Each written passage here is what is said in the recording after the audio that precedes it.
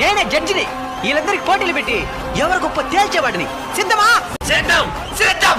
సరే, టక టక సమాధానాలు చెప్పాలా. వాళ్ళు లేట్ చేశారంటే డ్యూటీ నుంచి నా భార్య వచ్చేస్తుంది. ఆ పలుచులకు నేను కూడుకుని ఉండేలా నా భార్య చెప్పుదా. సరేనా? సరేలే.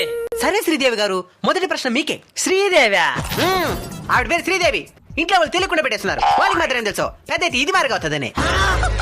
ఓకే శ్రీదేవి గారు, మొదటి ప్రశ్న. మీ ఆయనకి ఏదంటే ఎక్కువ ఇష్టం? విడాకులు.